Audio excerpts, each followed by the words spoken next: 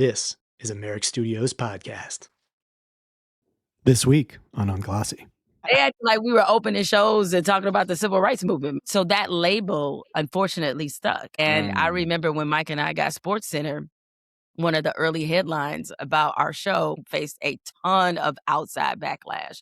And this is where I think ESPN did us a big disservice. From the top. Go ahead. I'm Tom Frank. I'm Jeffrey Sledge. And I'm Bug B. Welcome to Unglossy. Real stories, unfiltered dialogue, and the voices moving culture beyond the gloss of hype and headlines. So buckle up, Unglossy starts now. All right, welcome back to Unglossy. Fellas, before we get into today's show, I want to do a little victory lap if I could. Oh, come on, B. Come on now. We had Tim Frank on, our NBA guy. And your cousin. And my cousin. Let me tell the story, though. We all had this pick who we thought was going to be the number one pick in the lottery. I nailed it with the Washington Wizards. John Wall was there. How could they not give it to them? Just so happens that your cousin was involved with the lottery, and now you get the number. Your team gets one more pick. That's a little shaky, but I'm gonna let it cook. He did explain very thoroughly how the lottery's done, which is very interesting. Yeah, but I rock with Tim. I rock with Tim heavy. I felt it was a little, he was not clear about the whole Patrick Ewing cold envelope story. That was before his time, though. Before his time. All right, man. All right. I'm a chill. Hey, I do think, though, I like to look at us as media now. So I think that we should be invited next year to the lottery. I'm with it. Yeah, but when we talk about sports, particularly basketball, to basketball people, it can't all be Knicks, bro. This guy right here. You're still reeling from the fact that you can get all your Knicks answers. You've been waiting since 73. Let us cook, man. It's been y'all are cooking right now. What do you need a lottery pick for? He's still yelling about the refs and everything else. Come on, man. Well, the next guest we could talk about some ref stuff because her team has some issues with the refs too. So we'll get it. So we're gonna do more ref stuff. All right, let's get right into it then. 2 weeks in a row with you, Jeff. 2 weeks in a row. Okay. Our guest needs very little introduction, but we're going to do it anyway because she deserves it. She is an Emmy-winning journalist, a New York Times bestselling author, a podcast host herself, a very good one, I'll add. She's a contributing writer at The Atlantic, the founder of Lodge Freeway Media, and one of the most fearless voices working at the intersection of sports, race, politics, and culture. From the Detroit Free Press to ESPN SportsCenter, from getting into it with a sitting president. I want to get into that a little bit. Writing her memoir, Uphill, she was never afraid to say the things everyone else is thinking. She's a journalist, a storyteller, and a truth teller. Please welcome to Unglossy, Jemele Hill. Well, thank you, fellas. Look at that. That was very concise. Thank you. Was it good? Yeah. Yes, it was good. He can get long-winded with the intros. Don't get I got about half of it out after she told me to keep it short. So we're all good. We're all good. We got so much to get in with you.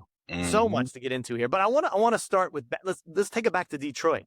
Like, was this something would you have imagined as a kid this is where you'd be today? Like, was this what you wanted to do immediately, or what were your interests in life? Well, I would say I wanted to do it really quickly. I was very fortunate. I almost feel guilty when I give younger journalists and those who want to be in broadcasting or in the media industry advice because I was very much an anomaly. And I'm not saying that to toot my own horn or whatever, but it was true. Like, I knew when I was in high school that I wanted to be a sports writer. I was a big tomboy growing up in Detroit, loved sports, loved playing sports, loved watching sports. And a natural extension of that was me getting into journalism because, I think some of you in this group might know what I'm talking about, but remember how you had to you used to have to read the newspaper to follow your sports teams? Well, so true. I did that. And so that was what first sort of stoked my curiosity about journalism. And I wrote for my high school newspaper. In my junior and senior year of high school, I answered phones in the Detroit Free Press sports department. I went on to Michigan State. I majored in journalism. I had journalism internships every summer. It's the only thing that I've ever done. And it's really the only thing that I wanted to do. And so if this didn't work out, I was like, I didn't really have a backup plan because God knows I'm terrible at math. I was like, I'd have been, I don't know what I would have done. And so luckily, they say sometimes ignorance is helpful. And it was helpful in my opinion because being a, Black woman, a little Black girl growing up in Detroit, I had no idea that this was something I wasn't supposed to be doing. And so Wow. because of that, by the time I realized how much of, an anomaly it was, given where women were in the industry and especially Black women, it was too late. I already had the confidence that I could do the job. So now everybody's stuck with me. Wow. I feel it's weird because same thing with Bomani. Like, I feel like I obviously don't know you. I just met you today, but I feel like I know you because I've been following you so long. Like, Yeah. I know you played softball. I know you worked in Orlando. I know you went to Mumford High School. Like, I know all these things, Look but at it's kind of that. You weird. got I'm it like, I know all down. these All things. He's right. not a stalker at all. Don't worry about him. I'm low key stand Detroit. Low key stand. But so when were you in Orlando? Because I say that because I worked in the music business and I was Shaq's A&R person. And I don't know, were you there when Shaq was in Orlando? No. Now I know I'm seasoned. I'm not quite that seasoned Okay. where I was Wait, Shaq. I got Dwight Howard. I was there with Dwight Howard. Okay. Dwight So Howard, I worked in Orlando. I got there in 05. It's a bit of a different situation. I worked for the Orlando Sentinel from in 05 and 06. I joined ESPN at 06, but because I wasn't doing TV every day, I didn't have to move. So I actually wound up living in Orlando for 7 years, and while I was still at ESPN. Oh, Yeah, okay. so that was my time. So I got Dwight Howard taking the Magic to the finals, that sort of thing. So that was my era. Why he make the top 75? I was like, Oh, how I think that is egregious that he didn't. And listen, I know, and I don't mean to pick on this person, but I'm about to pick on this person. There's no You're going way. to take somebody off? There's no way Anthony Davis should have made that list and not Dwight Howard. It's just not. I agree with you there. Because That's Dwight absolutely Howard, fair. yeah, I mean, Dwight Howard, people have to remember this is somebody, one, he beat LeBron. Okay, he beat LeBron in Cleveland. And you look at the finals team that he took a team to the finals. Jameer Nelson, although he was hurt that year, was really Skip to Malou. So Hedu Turkoglu, Rashard Lewis. I mean, they were doing that stretch 3 or stretch 4 thing. Hedu was out there with a cigarette dangling out his mouth playing point guard, basically point forward, I should say. Word. And so he was really, really good. The multiple defensive players of the year, strongly in the MVP conversation. I mean, I don't understand why he wasn't among the top 75. And listen, Anthony Davis is a heck of a player, but Anthony Davis by himself or as the centerpiece has never done for a franchise what Never. Dwight Howard did. No, for the I Magic. totally agree with you. Yeah. Never. Is there some type of bias internally in the sports world against Dwight Howard? Like, is he looked at? Do people like Anthony Davis more than Dwight Howard as a person? Because the basketball accolades can't be questioned.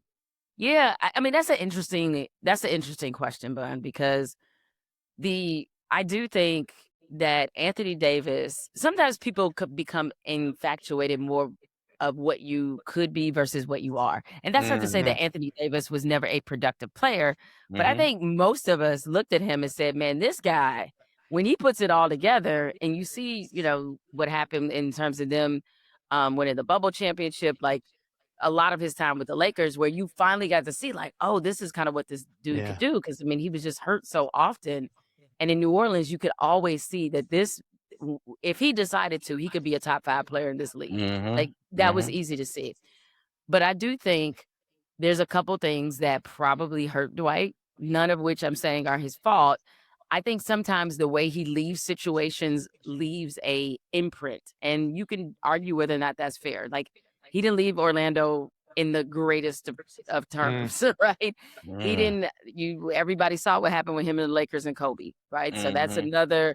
And then how his career ended was very unceremonious compared to what it was when he was one of the best players in the league. So I don't know that people hold anything personally against him, but I do think, or that is coming from a personal place. But I do think there's narratives that have been established about Dwight that probably were harmful to people seeing him and appreciating the type of player he was when he was in his prime. Can they shake that off? Like, is there any way to reframe Dwight's past? Maybe over right? time. I mean, time kind of healed some of that, right? I mean, but Dwight had a couple incidents late. You're right.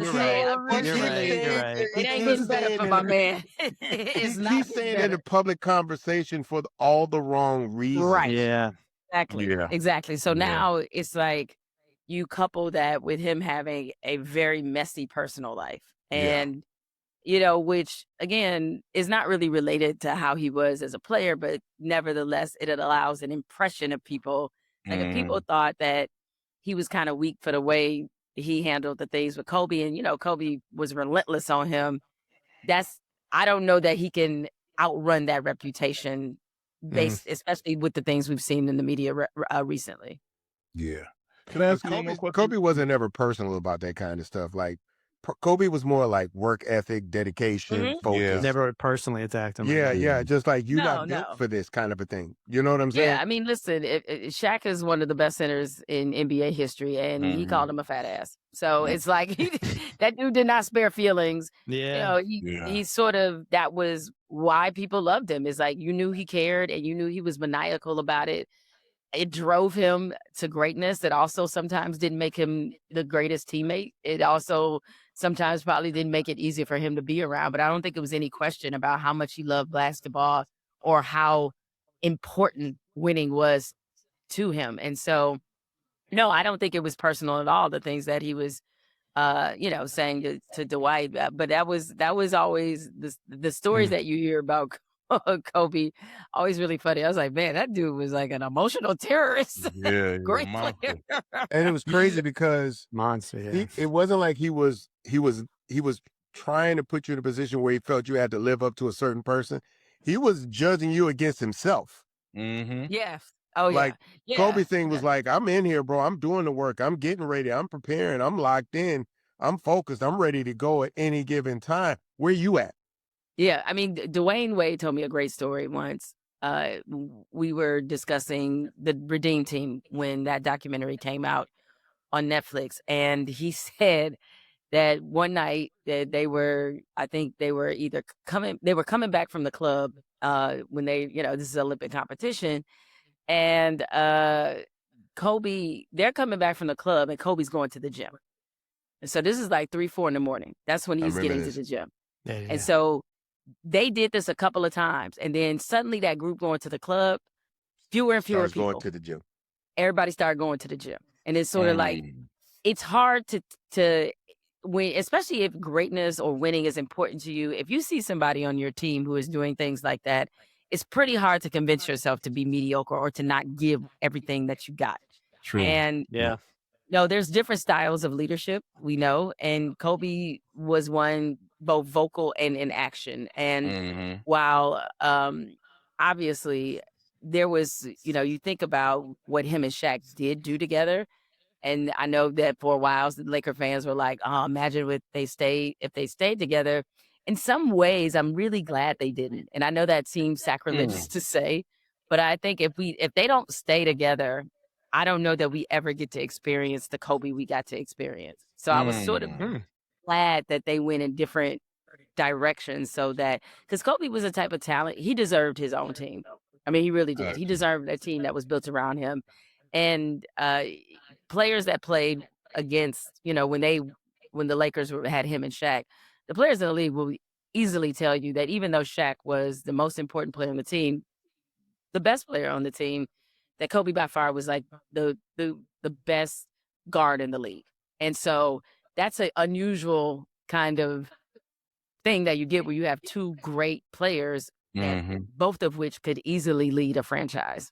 Yeah. You could argue that Kobe kind of created Kobe, where Shaq is almost born Shaq, right? Like Shaq and LeBron are born to be dominant in the sport of basketball, right? Kobe did have some inherent traits, obviously, from Jelly Bean, but the Kobe that we eventually saw and the way we saw him, he built himself to be that version. He worked hard. Yeah. I mean, So you couldn't really argue with him about hard work paying off, because that was his whole life was that, right? You granted, is definitely good. 6'6" helps, that's for sure. But I will Right. say, No, 6'6" and no, for athletic. sure. But I know what you mean. Like the way that he worked on his game, the different things that he added, the level of difficulty of some of the stuff that we do. I don't even know if we fully appreciated it at the time. But when you got a glimpse into how he practiced and how he took care of his body, it was like, wow, like this is everybody, I would say 90%.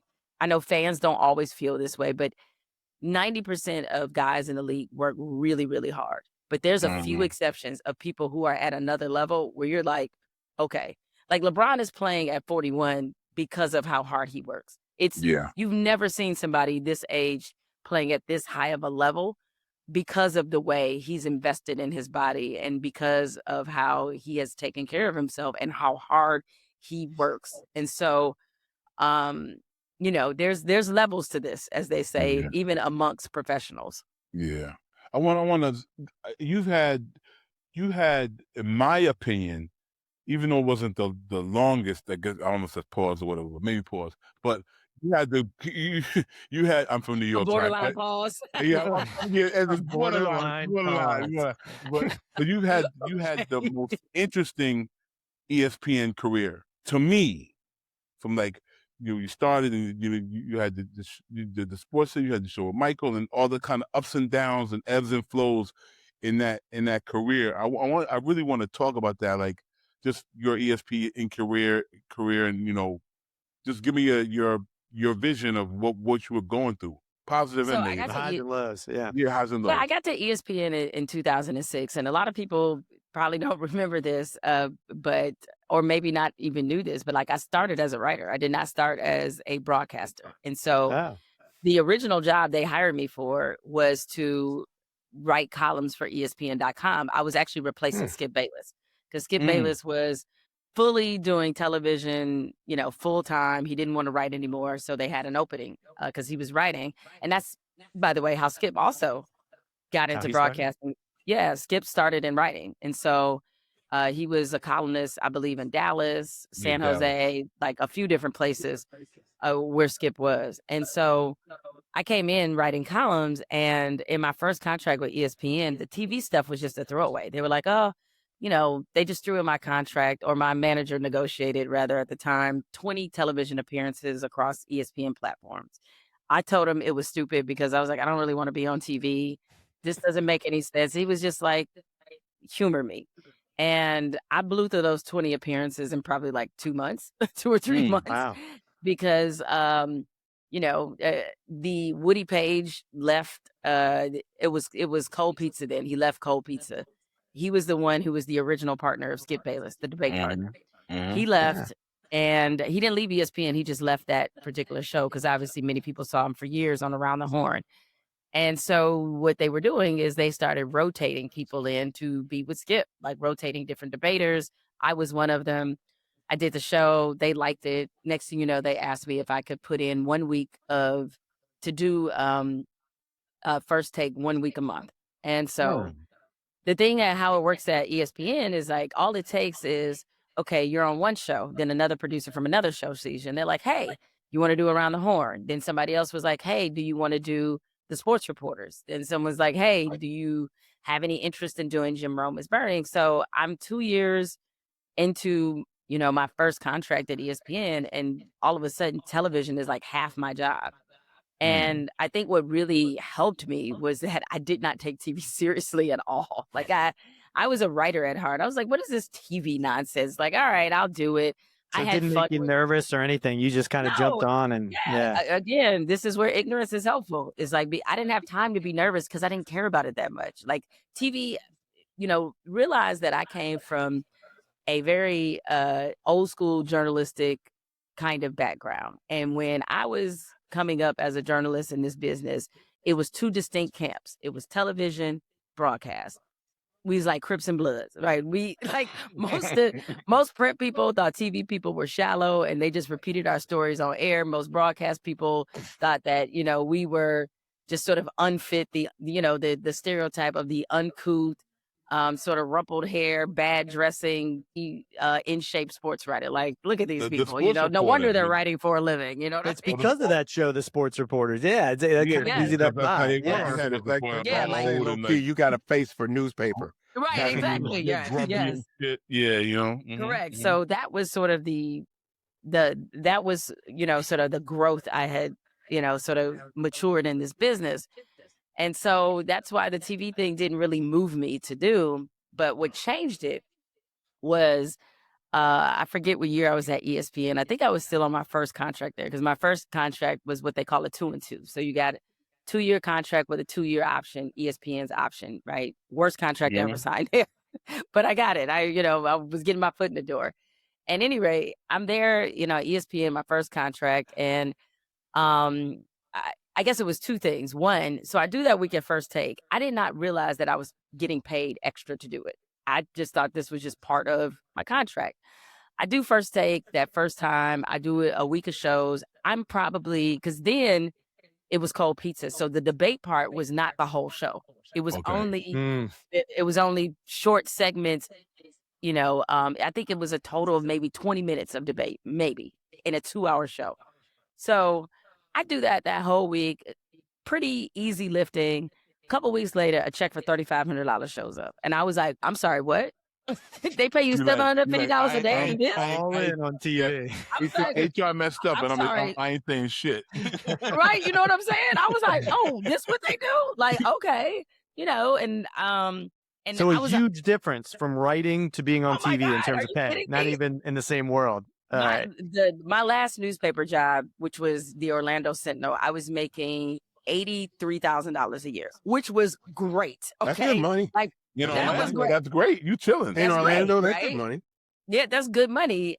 And before that, I think and realized I started professionally in the business when I was like 21, 22. So my first job out of college was at the News and Observer in Raleigh, and I was making $22,000 a year.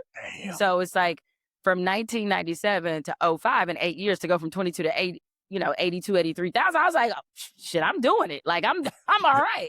I'm right? chilling. I'm chilling. So then to go to ESPN, and I was a different kind of contract because it was an independent Yeah. contractor. So I didn't get any health insurance, no Disney benefits, none of that. You just getting a straight salary, and you got to do your own taxes, whatever. So I think my first year was $150. So $150, and then you get this magical $3,500 check extra a month. Like, that's all right as far as I'm concerned. Yeah, you really Right? chilling now. Yes, and there were other shows that I did in the ESPN family that also, paid. Like Jim Rome is Burning paid. I think Around the Horn paid. Some shows didn't, like Sports Reporters didn't pay, but like at least they didn't pay me. But maybe other people had something different. I don't know. maybe that. But anyway, the whole Yeah. point was like, so you see the money in TV, right? And then there was a story. It was a big story. Matt Lauer had re-signed with the Today Show, and they was paying this dude $25 million a year. And I was like, I'm sorry, what? You get to, like, that's what is possible in television? I was like, oh yeah, I'm tripping. Like I am tripping. So after that, I started really focusing on broadcast. I was like, oh no, I need to Okay. figure out how I need to be hosting. I need to be doing different roles, like really expanding my repertoire in broadcasting. And so after, it took, man, I was at ESPN until, I think at ESPN for 7 years until I got a daily show. And that first show being Numbers Never Lie, with Michael Smith, with my good friend. Love that And, show. Yeah. the amount, there's only so much they're going to pay a writer. What they will pay a television person is infinite. And so I'm not at all ashamed to tell younger journalists, oh, it was the money that brought me to TV, like 1,000%. Now, of course, within that, there's a lot of things I loved about TV, doing live TV, especially the energy, the spontaneity, some of the things we were doing on Numbers Never Lie and His and Hers, and then on Sports Center, like, were really stuff they've never even thought about doing since we left, I was gonna bring ESPN. that up. Yeah. And so, like, what I loved about being there, and why I say it's the best job, is that because ESPN is multimedia, it's like you go there, or at least for my experience, I came in as a writer. I got to anchor Sports Center. I did radio. I did podcasting. Like, you literally can do anything under the umbrella of ESPN. And so it made me such a more complete journalist that it's why, despite how awkwardly we may have parted, it's still the best job that I've ever had. I used So to for- love the rapport that you and Mike built up Yeah. I was you know, on the show. Yeah, Yeah. but It you felt, did our show before, didn't you? yeah, Yeah, I absolutely, thought so, right? absolutely. Yeah. Oh, Because Bun, you were on the show. Tell us about that. yeah, I came in. No, I think, look, I was a big fan for one, right? I Yeah. was a big fan of the show because I like sports. I love how you guys discussed it. I love that you guys didn't always seem eye to eye. But I think what I love more was the idea that I guess by being, and I don't know what the numbers were at that time, but it felt like you guys had some kind of responsibility to Black Definitely. culture and the Black experience in Absolutely. America. And you guys weren't afraid to kind of speak on it when it was happening in sports, but also when it had nothing to do with sports, that you guys would take the time and actually, I guess the right term might be humanize, right? Because a lot of it is just reading off of teleprompters in sports and then giving your opinion. And you guys had great back and forth rapport, but the idea that you guys felt the need to really speak to what Black people were dealing with in the country. I don't even know, like, technically how many on television personalities the ESPN have and how many of those people were willing to speak to what you guys ended up speaking on. Yeah, it was a different time, I think, at ESPN, different leadership, different sensibilities, different time in our country. And so, one thing that Mike and I always prided ourselves on is that when we when we got the show, and Mike was, to give a short history of it, like Mike was the original host of Numbers Never Lie. I joined later after Jalen Rose left and did NBA Countdown full time. So it was one of those situations where we eventually became his and hers because we won the war of attrition, not because they looked at us and said, you know what, these two should, as much as over the years we had told him, because whenever we did one-off things, like, I remember we filled in, for Skip on First Take. And so, we did the debating, the whole show, and people were like, oh my God, you guys are great together. But, it did take a while to convince the producers at ESPN to put us together. And, so much of TV is copying, right? And so what was popular at the time was white guy, black guy, PTI. You got Mike Wilbon, Tony Kornheiser. And you have shows where you're showing that dynamic where people look at you and say, oh, I know they think differently because that's a white guy, that's a black guy. And I always say the running joke or the undercover thing that people miss about PTI is that Mike and Tony are the same person. It's just one of them is white. They're both So true. old.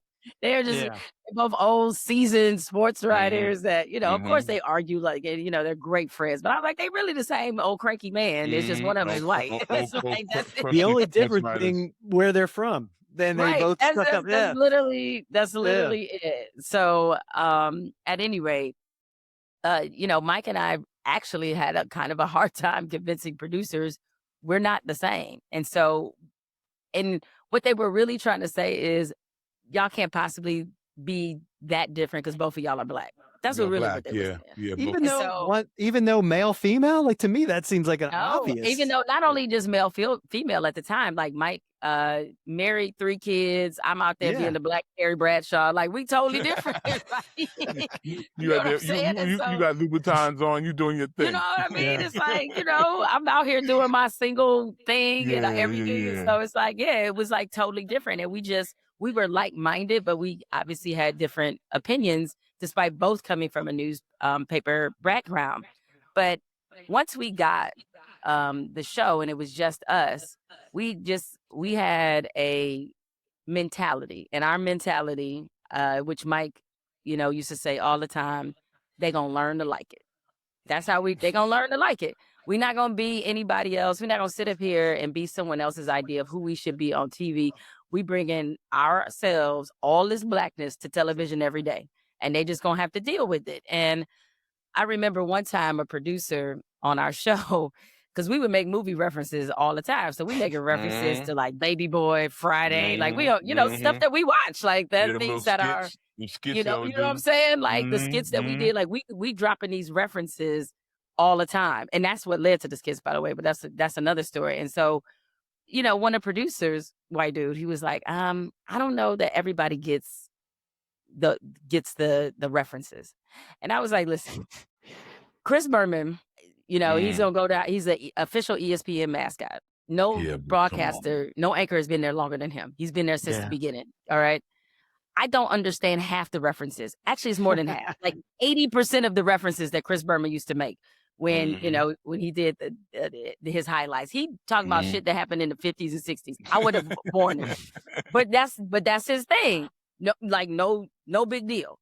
And I was like, so Chris Berman could do it, but I can't do it. I drop a $40. Now all of a sudden you don't know what I'm talking about, right? Yeah. And so we gonna drop some lyrics. We gonna drop all these things, and y'all just gotta learn to like it. And so because we had that attitude that, hey, neither one of us expected to ever be in this position. They can take away this shit tomorrow, but while we here, we gonna do it our way. For it.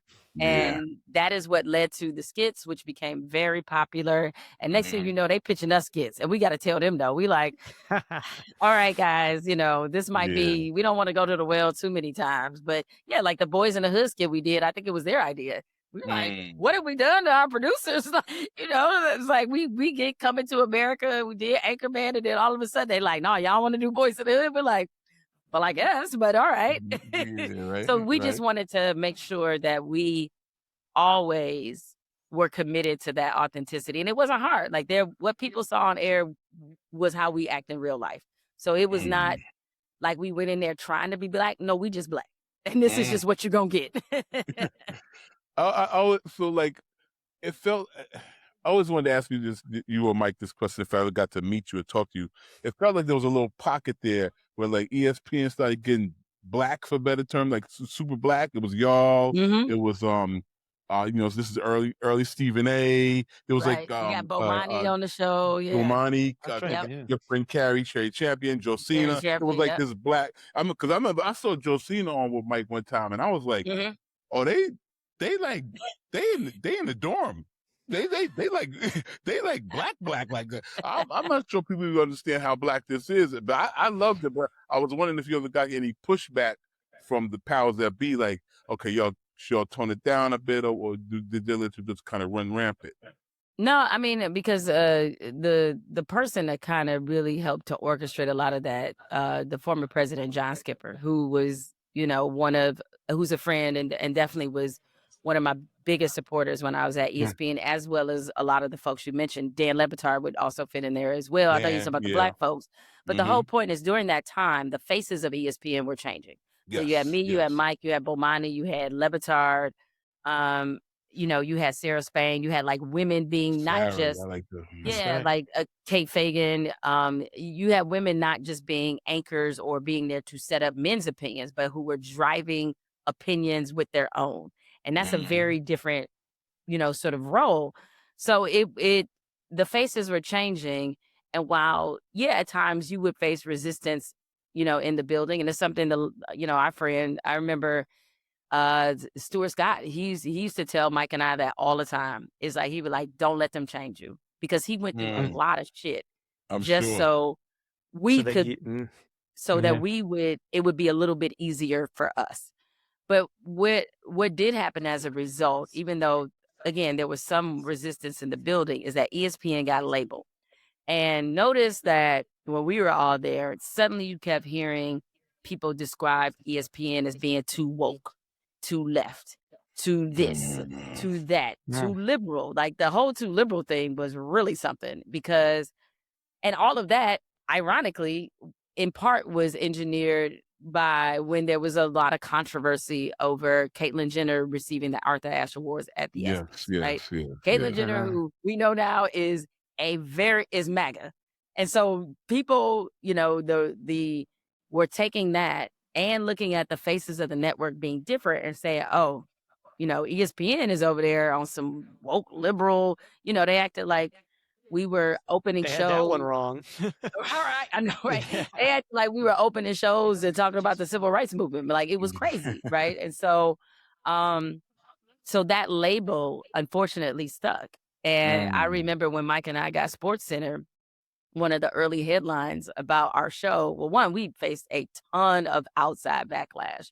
And this is where I think ESPN did us a big disservice. Like our ad campaign when we took over the 6 o'clock Sports Center was us in costumes. Like, right. It was, I had on a James Harden costume. Mike had someone like the whole point of the campaign was sports and more. Like they made it seem like we were about to be the new Entertainment Tonight version of Sports Center. And that was not the case. Like They were we getting were away from just sports. Yeah. right.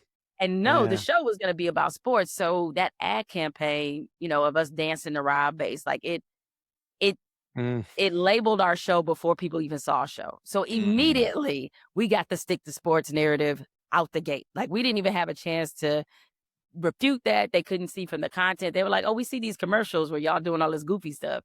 So this show is not about sports. It was absolutely about sports. So then somebody branded our show Woke Center and stuff like that stuck. And, we had a couple of things that happened, and these are not bad things, but again, realize at this point, our political climate is starting to be more polarizing, right? Yeah. This is, the rise of kind of Donald Trump. So this is the kind of thing where it's like, it's culture wars, like a galore. And we had it was a milestone anniversary for Love and Basketball. And we had on Gina Prince Bythewood, who directed and wrote the movie, and Sanaa Lathan. And they were working on a new project together.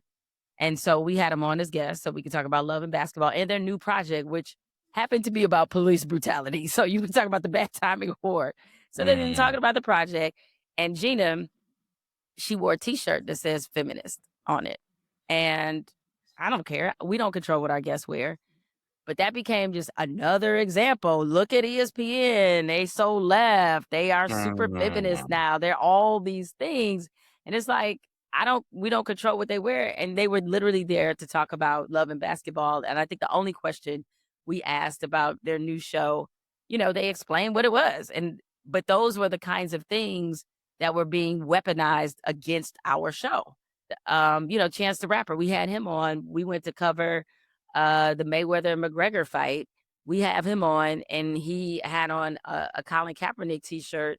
And I just asked him, oh, what's the T-shirt? It was him kneeling, and I think he had his fist in the air. He was like, oh, yeah, I'm not watching the NFL anymore because of how they did Kaepernick. Again, that is his opinion. But it fed into a perception. Stuff to y'all. Right, about our show. And so when there was a leadership change over SportsCenter, they suddenly wanted to go and overcorrect. So all of a sudden, like all the things that we used to do that were cultural based got taken out of the show. Like we had Jazzy Jeff, he did our intro. Next thing you know, they changed our whole intro.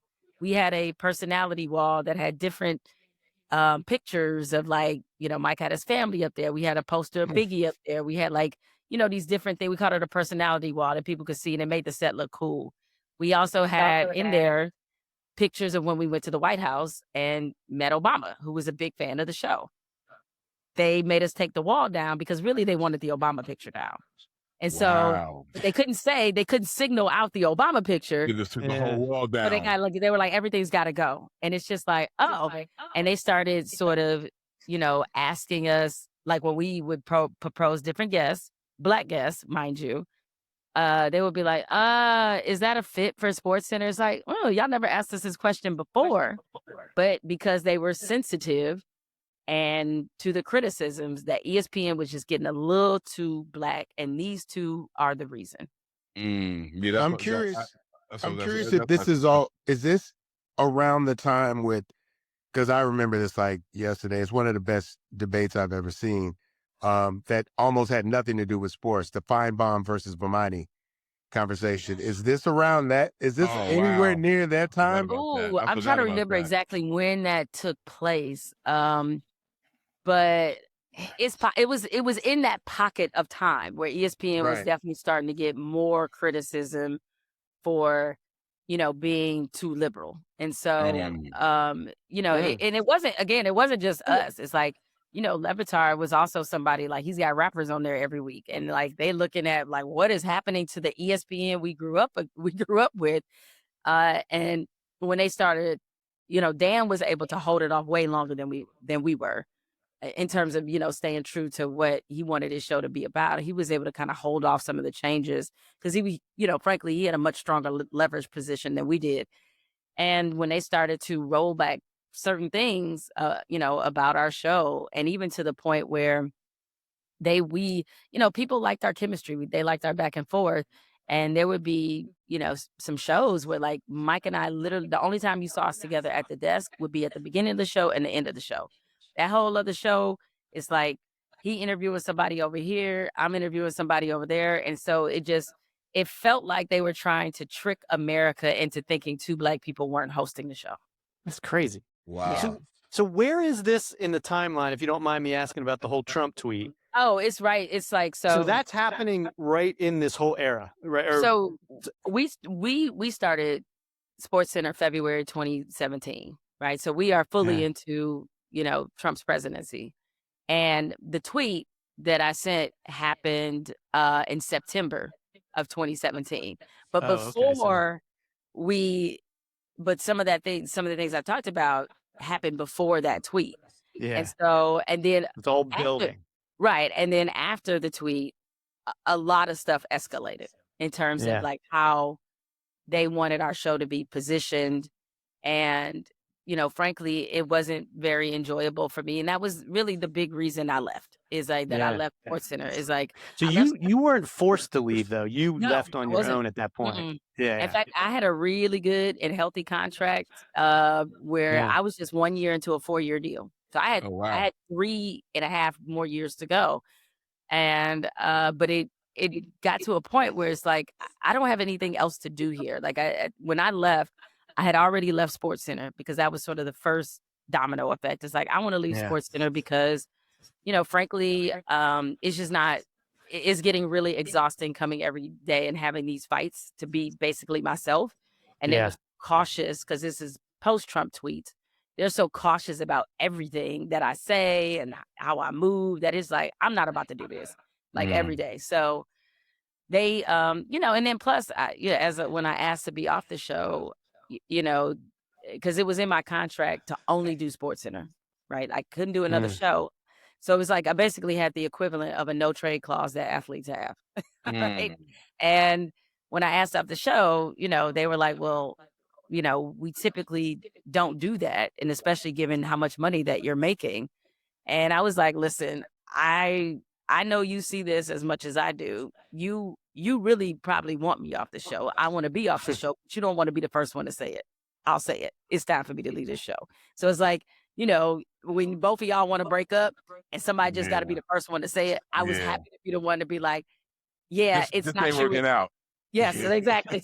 It's time for this experiment, to end. And so I spent my last 6 to 8 months at ESPN, doing Lebertar's show, writing for Anscape, doing a bunch of things I like to do, doing Around the Horn. And so you stayed for another 8 months after that. Yeah, I did. Like I didn't leave until 2018. I got off the show. I got off SportsCenter in February 2018. I made it exactly a year. And I didn't leave ESPN until August of 2018.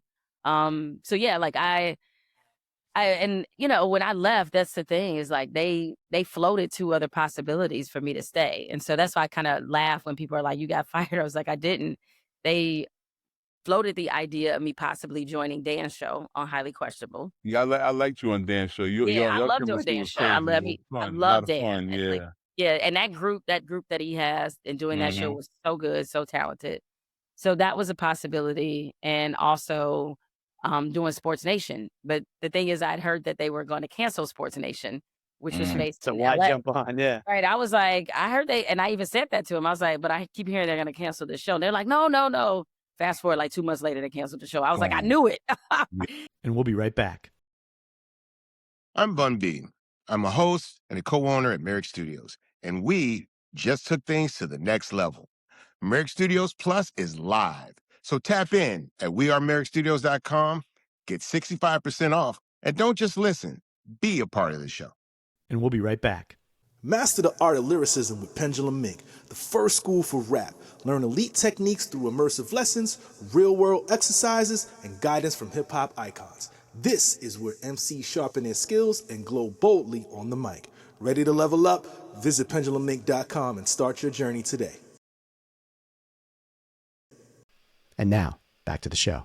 So at any rate, I chose to leave because at that point it's like, I've done all I could do here. I've been here 12 years. It's been 90% of this has been a great experience.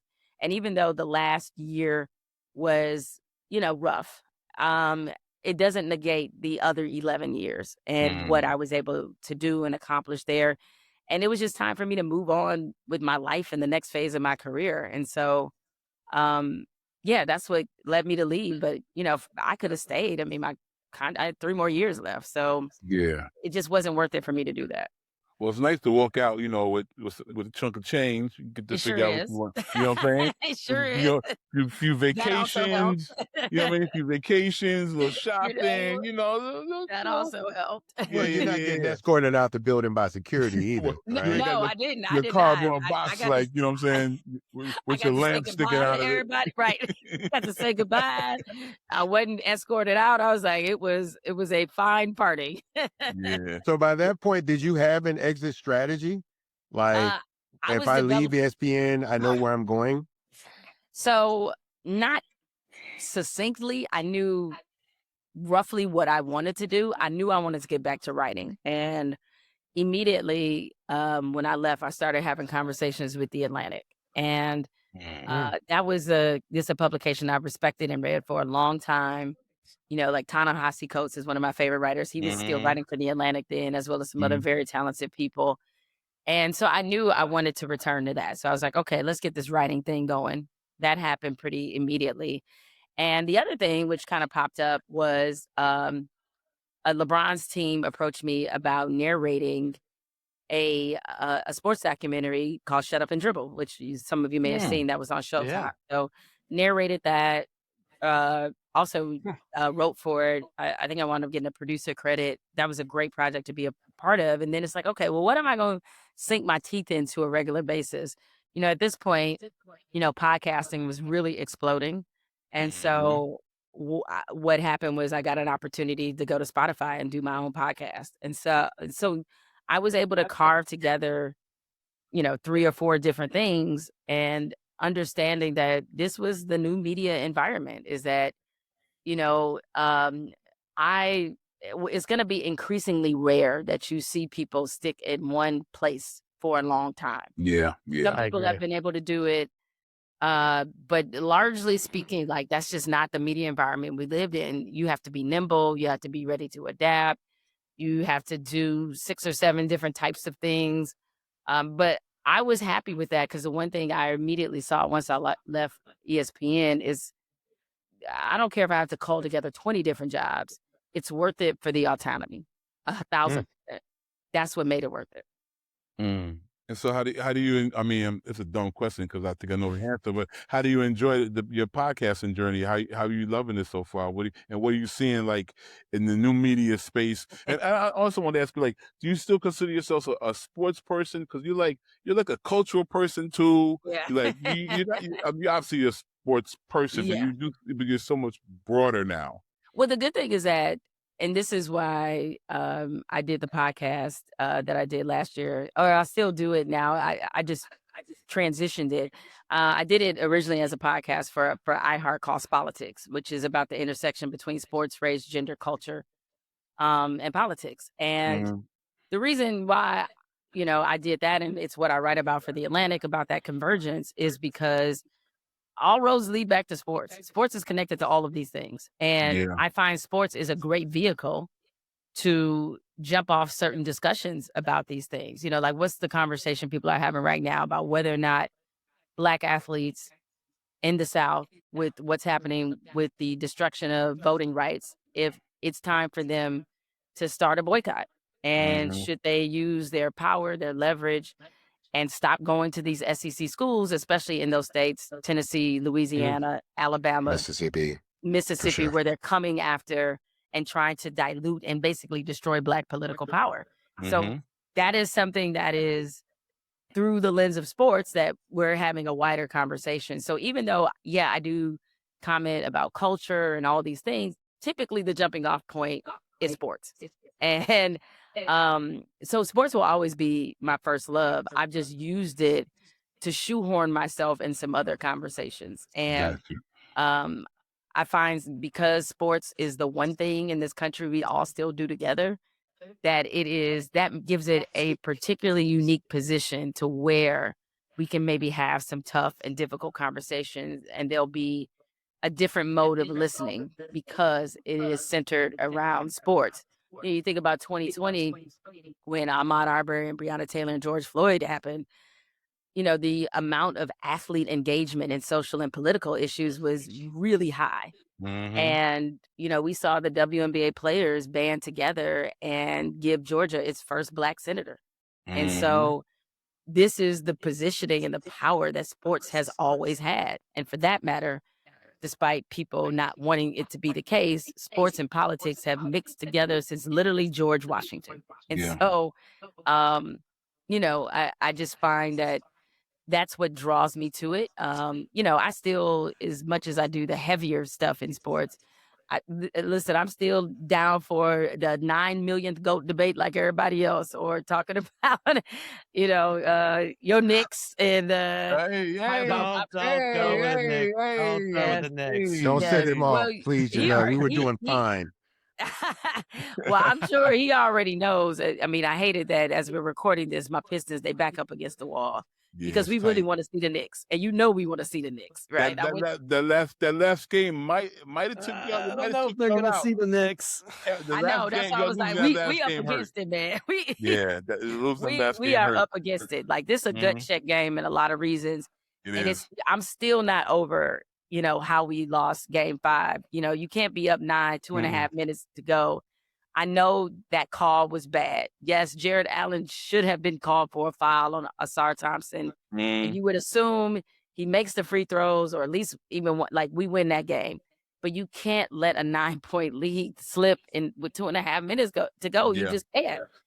Regardless of the bad call, because then you leave yourself open to something for like that to happen. Exactly. Like that happening. Exactly. And we just had the poorest possible offensive execution in overtime. And man, I was like, Donovan Mitchell cannot go away faster for me. That guy's cooking right now. He is. He's playing well. Us right now. I'm like, y'all lost in front of Eminem and 50 too. Not just Eminem and 50. Not just Eminem and 50, y'all. We lost in front of Eminem, 50, T Grizzly, and Big Sean. They was all there. Oh, they was all there. They was all there. Oh, man, Cash Down might have been there too. She probably was. She might have been there as well, but we lost in front of T Grizzly and Big Sean. So every prominent rapper that ever came out the city of Detroit, we lost. Was there. She might have been up in that joint too.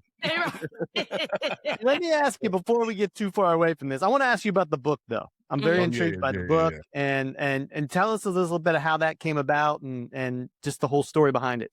Yeah, so that was another one of the sort of posts when Bun was asking me about, like, hey, did you have a game plan? I was very lucky because once the word got out that I was leaving ESPN, phone started ringing a little bit, and people were like, hey, you interested in this? And I was at CAA at the time, and my literary agent said, listen, there's a lot of interest in you writing a memoir. I have always wanted to be an author, zero interest in writing my own memoir. I wanted to really write fiction. I will still write fiction, but that was what I saw myself doing. And so he's just like, I'm telling you, if you put it out there that you would do a memoir, like, it's going to go to auction, which is wonderful words for any author to hear, because that means multiple publishing companies are bidding on your book. To catch a next check. Exactly. So you're like, yes. So I wrote, book treatment. It was very well received. I had 3 really strong offers. And, I chose to go with Holt, which was great. And, I mean, when I was like, all right, well, since I got to do this memoir now, given that transparency and truth are things that I've always leaned into as a journalist, how could I not be that in my own memoir? Gotta go all the way. Gotta go all the way, right? So, and I wanted it to be much more, I realized the headline, people wanted to read about maybe stuff that happened or didn't happen at ESPN, and that's fine. But I wanted the book to be much more encompassing. I mean, I've lived a full life before ESPN. Yeah. And, went through a lot of challenges growing up in Detroit. And having parents that were both recovering addicts and helping people to understand my story and my perspective. So, the main thing is that I wanted people to walk away having a sense of like who I really was and not just how I got to be where I am, but sort of what is behind maybe my worldview. And there's no greater joy that I get than when people come up to me and say, "Hey, I read your book." As you might know, we're not in a society that exactly loves reading. You know what I mean? It is Yeah, it's hard to true. sell books, very, very hard. But part of the reason I was drawn to this profession is because I am an avid reader. I love reading. And so I truly am grateful for anybody who chose to spend hours with me in terms of this book. So it's just one of the proudest accomplishments that I have is having written it. And there's nothing like when you're walking through an airport and you see your book in the That's bookstore. cool. That must be Like cool. that's Yeah. an amazing That'd be feeling. You're crazy. like, oh my That'd be God. crazy. you know? That'd be I've been in the crazy. airport and seen myself on the cover of a magazine before, and I wasn't ready for that. See what I'm saying? It's Like like, what? that took me back a bit. Yeah. I'd love to talk to you about your relationship with Cari Mhm. Yeah. and like not just the creation of the podcast that you guys do, but really like the start of your friendship, like being two Black women at ESPN that kind of share the same viewpoint of the world. Obviously, there are individuals at ESPN who do not share that same viewpoint, even though they share the same color, so to speak. But kind of thing. But I would love to know, like, what was the, like, what, how do I put this properly? Where did you guys find each other in the building, and how close was the relationship that you guys had, and how necessary that relationship was? So we love to tell our origin story just because I think in our business sometimes there only can be one mentality. And especially when it comes to women in broadcasting, they certainly do a lot to make you feel like you have to stay in constant competition with one another. Hmm. And when Cari got to First Take, I was very happy because that's a prominent position to be the moderator on a show that is one of the highest rated shows at ESPN. To be, at the time, her sitting between Skip and Stephen A, like that's a very premium job. And for that to go to a Black woman, it was like, oh my God, this is amazing. Now, before Cari got the job, as part of their search for a new moderator, they gave me like a 2-week tryout. Which was good for me in terms of experience, but it just didn't feel quite right. And because I was used to debating, like I'm used to being in the Skip or the Stephen A spot. Like I'm not Right. used to being, the host, and your job is to help facilitate, set up the conversation. Certainly you interject here and there, but it ain't about you. It's about them and what they think. And so I knew it wasn't really a fit for me, given my history with the show and just pretty much what I'd done at ESPN. And when they announced that Cari was taking the job, it was again like I thought it was a great moment. And it just so happened that her and I had a mutual friend. My best friend from college was also good friends with Cari. And she was like, "Hey, Carrie's my girl. When she gets there, like y'all need to link up. I think you guys will have a lot in common." Blah blah blah. I was like, "Okay, cool." So Carrie is there. Maybe she's there a couple weeks. I send her an email and I say, "Hey, you know, just want to welcome you. Would love to go get dinner, get some drinks, whatever. Like, let's link up." Months go by. I do not hear from this woman. I was like, "Oh, is that what we doing?" Oh, it was like that? It's like that. I was like, well, you know what? She gonna be my friend whether she wants to or not. You know what I'm saying? And the real, ESPN's a big campus, so it's 17 buildings on campus. At least it was when I left it. They might have more.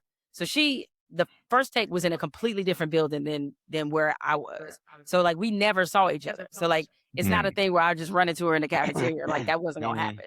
And so she finally reached back out and she was like, "Oh, I'm sorry. I didn't know how to work my email." So that's what it was. She had no idea how to work the company email. So she just figured it out. And she was like, "Cool." And so we go out and we have dinner. And I just kind of, sometimes you gotta, especially when you first meet people, you gotta make sure that you don't download too much information, right, to them. And the thing, the one thing I was aware of having done the tryout is how they saw that job, which I thought was very limiting. They were basically on some be seen and not heard, you know? And I'm like, I don't love that, especially since they didn't interview any male moderators. Like these were only women tried out for that job, as far as I can remember. And so it's just like, so I just didn't like the vibe that I was getting for them in terms of what they wanted out of that job. And so I told her, and I was just like, listen, watch the square, because like they are really on some be seen, not heard type of thing. And I had been watching the show, and I didn't love the way that Skip and Stephen A treated her on air. And I told her that. I was like, I think those two, that you might need to have a conversation with them about respectful behavior on air. And it's not that they would say anything derogatory to her. They would like completely ignore her, like act like she wasn't even dismissive there. of her. Yeah. And I'm just like, I don't love that, you know, because I know what that looks like and I know where that's coming from. And so I just tell her all of this or whatever. And she said that she told me later, she was like, girl, I thought you was crazy. I was like, I know, I gave you too much too soon. We just not getting to know each other. You like, and this is why, and they don't respect you, and this and that, and like, you know, whatever. And I was like, you're right. It was probably a little strong. I was probably a little strong. I needed to ease on into that. But long story short is that even despite how that dinner meeting went, we continued to hang out. We continued to bond. We did have a lot in common. And I just saw the value in her voice. And when me and Mike got his and hers, we used to have her on there. And people would see a different side of her because they were used to her being in this moderator position. And even though she was coming into her own with that, it's like she was still kind of limited in terms of people seeing that, like, she has some pretty smart and pretty smart opinions, and she's pretty funny. And, you know, it was unfortunate because, you know, the one thing about Skip is like, you know, I learned a lot from Skip, like in terms of TV and how to do that job. But Skip is very much it's us against them. It's either you or me type of person. Like that's what he is. Like he takes it seriously. So he wants to win every debate. It's like for real competition to him. Like it is not like he trying to come for your neck. Like that is, it is. He does not want to lose any debate he has with any individual. No. Like seriously. And so a lot of us, you know, we look at that and we're just like, oh, we're on TV. You know, we're not saving babies from burning buildings. And while we're giving our authentic positions, like we realize this is just TV. And with Skip, it's like, nah, like I really, this is serious. And so they had a debate on the show. Cari was the moderator, and they were talking about domestic violence. And I don't remember if it was Chad Ochocinco or Ray Rice. It was one of them they were talking about. And there was some, you know, domestic violence issues. Obviously, we know what it was with Ray Rice, but also with Ochocinco. And Stephen A. said something that was not good. I'll just say that. I remember. Yeah, this. like where he essentially victim blamed, and it was like, it was Ray Rice, by the way. It was Ray Rice. Okay, because I know in both there was an awkward moment. So Cari like challenged him on it, and you know, it just that discussion was rough, and I commented, I was like, you know, hey, I think I said this on social media. I was like, that discussion probably would have went a lot better if you'd have actually let the woman sit in there talk. And because it was a bad look. It was a bad look for Stephen A. It was a bad look for the show.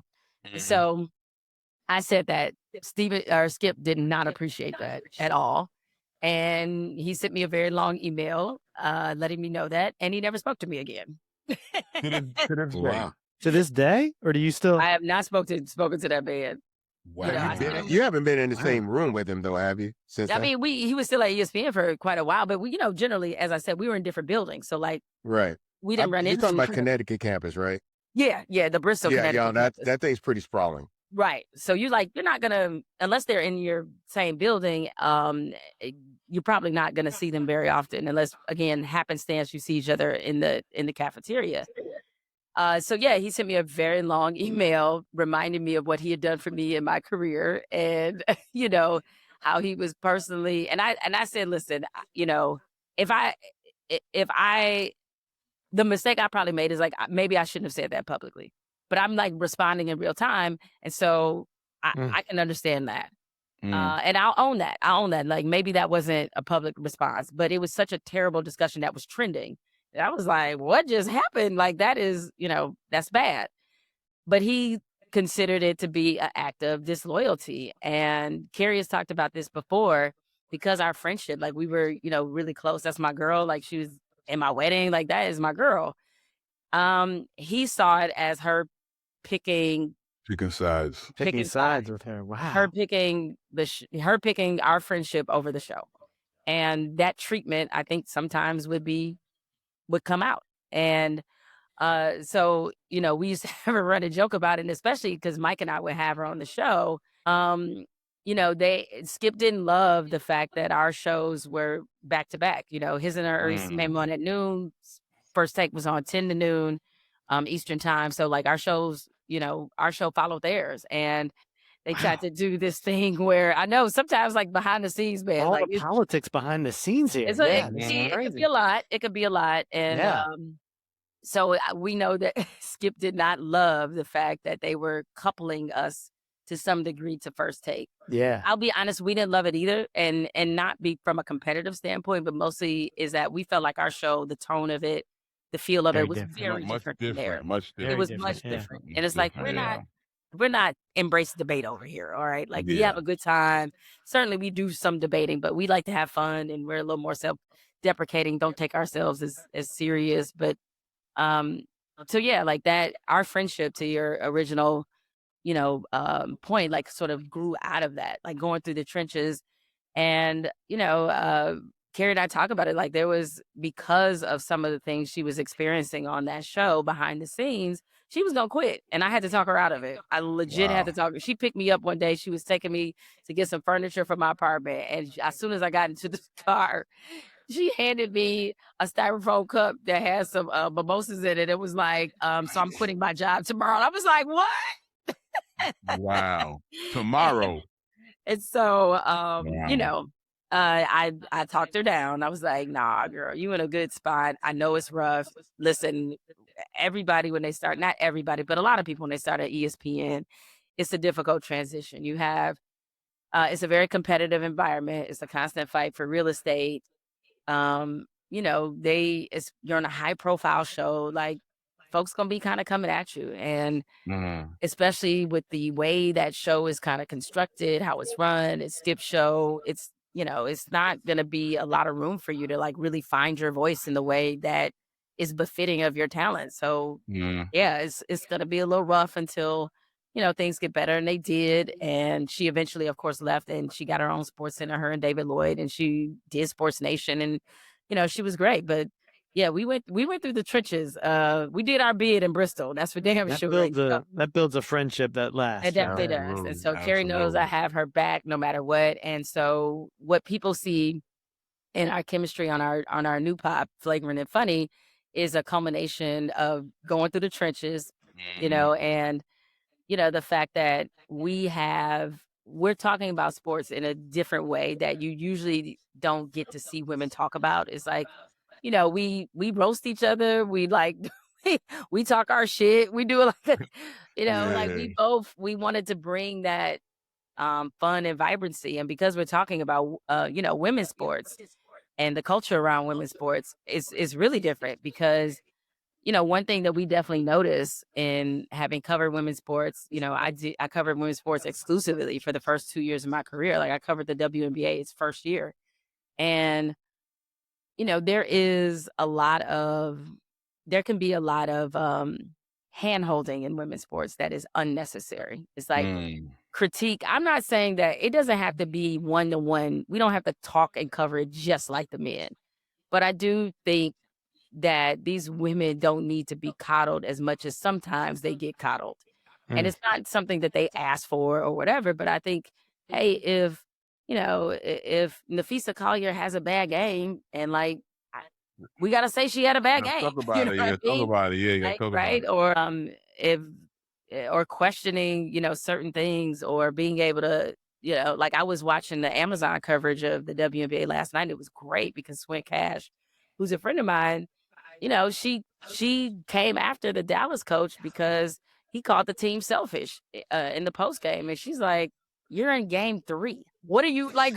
Why would you ever say that to the media? Like, Yeah. we need to be able to do that and bring that, conversation to women's sports, and not that it all has to be negative, but it's just like there's a certain layer of critique that has really been missing.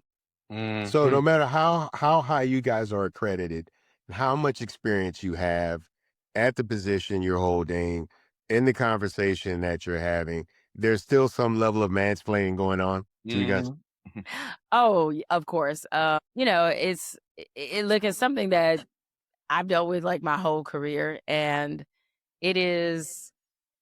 I hate telling women who are in the business or getting into the business this, but you do have to develop some tough skin. I hate saying that only because it gives license to the people to be jerks, um and they get to not be accountable, and you have to thicken your skin to kind of combat whatever issues they might be having with you. But it's gotten better for sure, because there are a lot of women who are There's in. a ton of women now. Yes, Yeah, a ton of women, and so it's gotten a lot better, but there are still issues that that I feel like, I guess, are still a little bit too prevalent. Clearly with this Mike Vrabel, Diana Rossini thing, there has been so much conversation about women in sports, and I'm like, because I've been asked multiple times, like, does it make your job harder? No, it doesn't make my job harder. That's about Diana Rossini and Mike Vrabel. That ain't got shit to do with me. Like, I feel like not, or any other woman in this business. Yeah. And and I find the people who are like, oh, well, this is going to make all women look bad. Well, you probably held that opinion about women to begin with, and there's nothing to do with that. Regardless, yeah. Yeah. No, Like, that might make Diana Rossini look bad. That ain't making Jemele Hill look bad. Exactly. Because that ain't me. So yeah, it's like things like that. You sort of, and even within how that situation is being covered, like you see some double standards, some Oh hypocrisy. yeah, it's all in her, and with him, he like they don't. Yeah, like he's they don't gonna be good. Yeah, I was like, her professional integrity has been questioned the and his entire time. hasn't. And his Yeah, and- hasn't.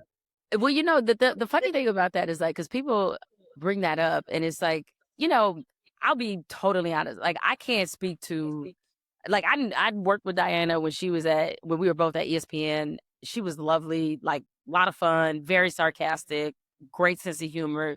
She knows the NFL, but when people are like, oh, well, there's been rumors about her and things. The only thing I'll say about that is that I would be hard pressed to think of a woman in this business where there hasn't been rumors, because that's always the rumor. You know what I mean? It's like, it's not that it has to be true. It's just that the perception, like, I think I told somebody, I was like, man, if I had $1 for every time that a woman that is front facing talent has been rumored to be sleeping with somebody, I wouldn't even be talking to you right now. I'd be on a resort in Fiji. You'd own an island somewhere. I'd be on an island, because like, it's just unfortunate that and it's rumors like often that start because if a woman because I've heard it whispered before, like a woman is getting too many scoops or too many interviews. It's like, oh, how'd she get those interviews? It's like, dog, we can't be still in this, right? So Can't be still in this. So yeah, I mean, I do think that professionally for Diana Rossini, she can, if he's assuming these pictures are all leading us to the conclusion that our eyes are, is that, that's in the top 5 things of journalistic sins, that's like in the top 3. Wow. All right, like that you cannot do, and I realize we live in a different media age. These lines are blurred. I think part of the reason why sometimes fans and the audience respond the way they do to when actually journalism is done is because they're frankly not used to seeing it. And people don't know the difference between a journalist and an influencer. And these lines are all blurred between somebody whose opinion That's is a good point. They That's a very good point. Has there ever been a that's happened in situation that music was too. reversed? That's happened in music too, with the lines being blurred between journalists and music critics, I guess, for lack of a better term, and like you said, just people just on the net with opinions, and it Right. kind of just starts to blend together. and you don't know who's who anymore. Hell, that's the whole world right now, media. Right? But I'm I wondering mean, if those roles are ever reversed. Like, I don't know of any major scandals involving a male reporter with a female athlete. Are there many males on that? Like, I are mean, there not that many I. males that cover women's Oh sports? yeah. Oh, definitely. I mean, in fact, it's still, I would say, Lopsided.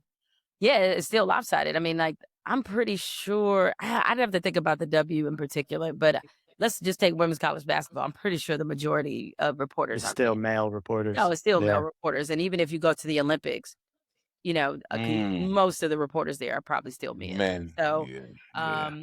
yeah, but no, not that I have ever known of there to be any kind of scandal involving a male. Never know. I mean, Never know. anything can happen, right? Yeah, But exactly. yeah, but So- I don't know of any, or frankly, any rumors Right, of that okay. being the case. So, Well, before we start a scandal here, I think we've taken so much of your time. And Wait, I got one more quick question for Ms. Hill. No Knicks questions. No, No no, Knicks no, no, questions. no. Ain't no Question, this Jeffrey. easy one is the I have All to All ask. right. Okay, Yeah. all right, that's like a fair. half hour, but I wanted to wait to the end. So I'm assuming you don't live in the D anymore. You live in a I warmer don't. climate. But family is still there. Husband's from the D. I got you. But you live in a warmer climate now. Yeah. So I need to know: do you have a pair of buffs, and do you have fur coats in the closet? Okay. So, I have so to, this Detroit. way, I have to go by Detroit. proxy to I know my husband, again, he's from Detroit as He's from well. the D too. Okay. Oh, he has multiple pairs of buffs. I mean, he has a bunch of pretty much most of his glasses are yays. Yeah, straight up. Okay. Well, Yeah. you're a couple, so that counts for you too. Yeah, but it's funny because I sort of did, like, my grandmother's when she passed away, my mother was like, you should take her fur coat. That thing, it's like wearing, I've worn it before, man. It's like wearing a person. It is just like, are you kidding me? Are you serious? Like Yeah. that, but you know what? When I was growing up in Detroit, man, I wanted a mink so bad, I can't even tell you. It's like, That's you know how we That's get down. Detroit. You That's know how we Detroit. get down. It's like we wear mink to go grocery shopping. Like that's Absolutely. our thing. And That's your thing. That is a And what- Detroit thing, I guess. Yeah. and then it's like I've seen a couple other people try to claim that Yays was no. That's y'all. We That's put y'all. Yays That's on the y'all. map. That's Detroit. We've been Yeah. like Yeah, that's all so day. Detroit. It's like not even funny. Much like I have to tell the Dallas folks, like, we are the D. The D. You are Big D. Those are two different. We are Get the that, D. get that. Okay. Yes. I'll stand with, as a Houstonian, I'll stand with that. Yeah. You'll stand with that? I'll stand with that. Wow. All right. I got to leave you with two things. Number just one, want- tell us what's next. Okay, go ahead. Well, what's next is I do have a children's book that's coming out next year. We were talking about writing. So got a children's book coming out, and excited about that. Writing for a children's audience is very different because you have to act like you have hope. You have to be optimistic and like, no, the world is Yeah. not on fire, kiddies, and this is why you should Yeah. love it. Exactly. So that was challenging, I have to say. Wow. But I'm really happy. The illustrations look phenomenal because really a children's book is about that part. That's what the kids get into. Yeah. Illustrations, the pictures. the pictures, the messages, they love that part. So excited about that. This Flagrant and Funny is like really doing well. We're only a few months in.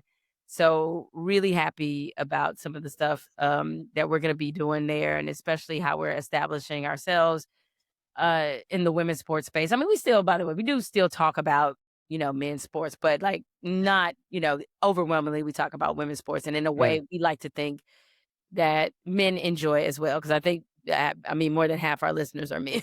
So Yeah. But that's a great niche that you can own. Yeah, Because no, that I think that's really cool. especially at this time in women's Yeah. sports, that is like super exciting. It's exploding. We see what's happening in the W. We see what's happening everywhere. Soccer, it's all over the place. So, I got a couple things percolating, but nothing I can announce. That's cool though. Len, go for it. I know you had one more question. I just wanted to make a comment that my first mink coat I bought because, and this is You're on in topic. Houston. You don't need a mink coat. I don't, but I had a hosting in Detroit for the Super Bowl that year when they had the Super Bowl, and I was like, okay, I'm getting the mink for this. Like I'm buying a mink coat to go. Like I want to pull up to the park. I'm not a sunglasses guy, so I wasn't finna get some buffs, and I damn sure wasn't finna spend what Detroit dudes spend on sunglasses. I Like, know. I'm not going there, but I obnoxious. was like, you know what? I think it'll be all right to pull up in a mink coat in the D. I think it'll make all the Yeah, sense in the world. that endeared you forever. Where is that mink coat now? Do you? I wore it one other time since then. I You wore still it got one it in the other time, closet? and it was too hot then. It was still too hot. Yeah. I wore it for like a music video or something as a Oh, photo that's funny. shoot. And realize that we had the Super Bowl in 05, I believe it was. Say Oh, no. Yeah, wow. No, it was a long time That's ago. a long time ago. Oh man, but look, minks only appreciate, so don't even worry about it. All right, let me wrap with this. I got to wrap with this because we started with this topic. I want to end with this topic. Go for it. You brought him up, Anthony Davis. Yep, Is he a Washington Wizard next year or not? I'm gonna say no. Yeah, Don't crush me. yeah, I'm gonna say no. But I don't think it's a bad thing because I think right now, especially getting the number one pick, Washington has got to do a bit of a hard reset and figure out, like, you got Trae Young, you got this new pick coming in, and like, essentially, like now is the time where I would say, given Anthony Davis's injury history, it's just like you got to see what you can get for him. I think. I mean, I don't know what that is like in terms of what would be an acceptable return, given where he is in his career, and again, his health and availability. Injuries, It's the injuries that's really doing it. Because if it wasn't that part of it, I say, oh, this could be a nice piece to have in the mix with what you already have and what you could have. But nah, the Wizards, man, it's like you got to do the hard reset. What, they won 17 games, I think. 17 I games? know. For as long as I've been here, I Yeah. want to be in these conversations with you in Detroit Hey, and him in the listen. Knicks. It can happen. We went. I hope so. We went 20 years just about. That's true. Like That's true. being irrelevant, all because. I mean, I will never get over us not taking Carmelo Anthony. It set the franchise back. For Darko. taking Darko over him was egregious. Okay. That is true. Wow. And so we never, when you're a team like Detroit, which is not necessarily considered to be the first stop for a free agent or whatever, it's like, the way we built that, we call them the going to work Pistons with Rip Hamilton and Tayshaun Prince and Ben Wallace and Chauncey Billups and, all those guys.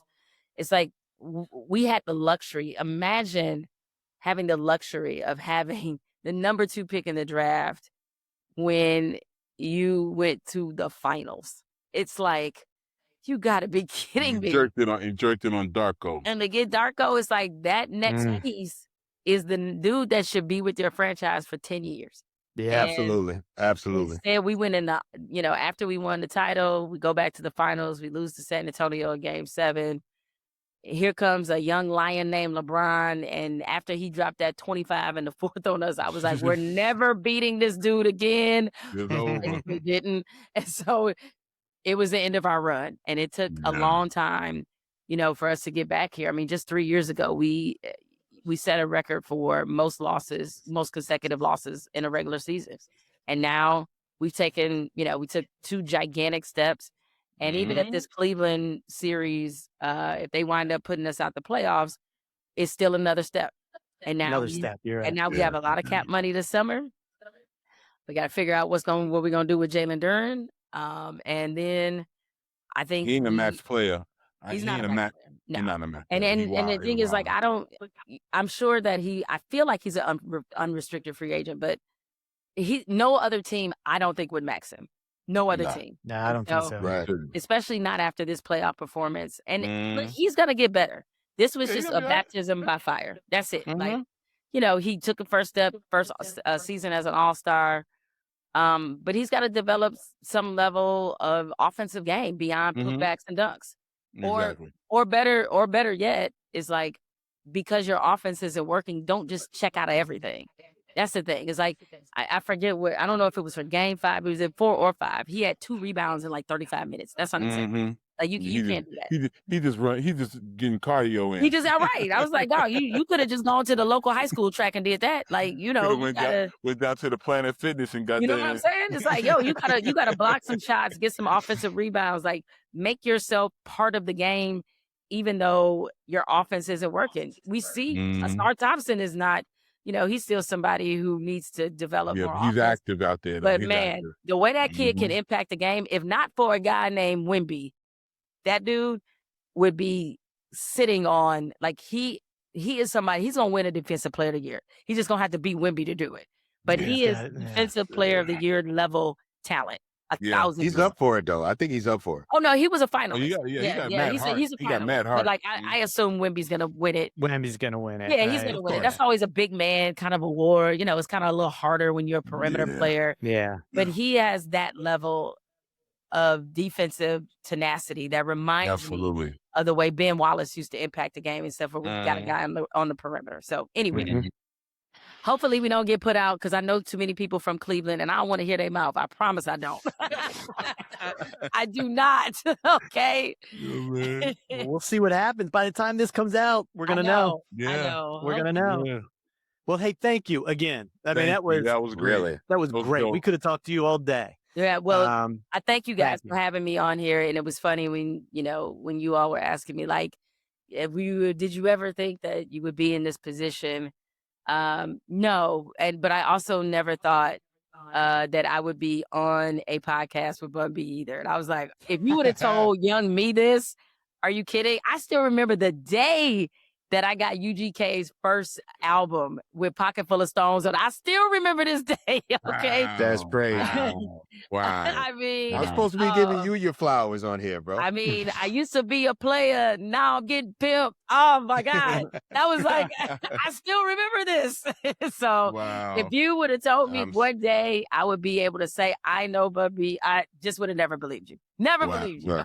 Wow. Well, I am honored. I really am honored by those words. It couldn't have come from a better person. Yeah, well, thank you. And I can't wait. I got to make a trip to Houston. Hopefully I get there sooner rather than later, because I need to try one of your burgers, man. You need a Trill burger in your life. Excellent. I need a Trill burger in my life, you know? Excellent.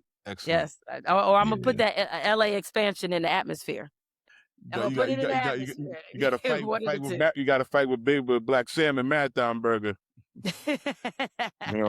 Oh yeah, you're right. Marathon burger. You're right. People need more Jemele Hill in their life. People need more smash burgers, Trill burgers in their life. That's the conclusion of this whole and more thing. More nicks, Trill. Stop with their nicks. There we go. No, I'm just kidding. Until next time, thank you again.